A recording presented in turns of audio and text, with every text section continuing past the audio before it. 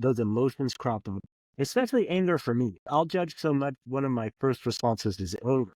And just like you said, the anger, the judgment, the criticism, that's the mask that fear is wearing. Underneath that mask, I'm really afraid. I'm afraid I'm not going to get what I want, or I'm afraid that I'm going to lose something that.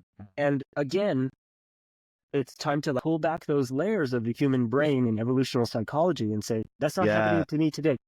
I feel like the answer to this all really, and we did a whole episode on radical accountability, but I want to get into this some more because radical accountability is the antidote, I believe, to judgment because it requires two things. Well, it actually requires three things.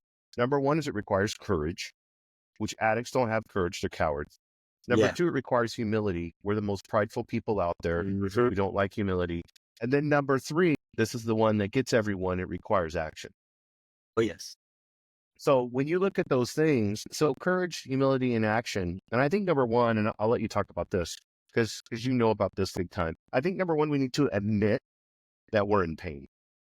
Judgment is just a symptom of an internal suffering. And I want you to talk about suffering here in a second, but it acknowledges, it says out loud, it says, I'm hurting and I'm scared. My life is unmanageable. And when you can have radical accountability and say that, admit the pain, that's actually strength, not weakness. When you can say, I'm hurting, I'm scared, and my life is unmanageable, that's the start of something amazing. Very powerful, bro. You can start laying the foundation to a new life with that admission and with that vulnerability. That's very powerful. How paradoxical is it that me telling the truth and starting to get vulnerable is actually me tapping into genuine strength? That's when I'm genuinely getting connected to the part of me that can heal my addiction. Have to get honest first. And you don't get to practice courage unless you got a lot of fucking fear. You know what's weird? I was getting ready to get into an argument with my girlfriend the other night. Yes. But I was reading stuff about this, and I read somebody said this, the I'm hurting, I'm scared thing. I said that to myself before. I was getting pissed off.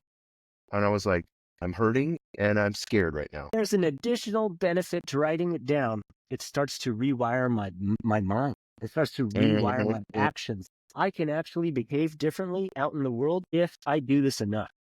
If I get specific enough, write it down enough, take corrective action enough. It changes my behavior. It changes me in the world.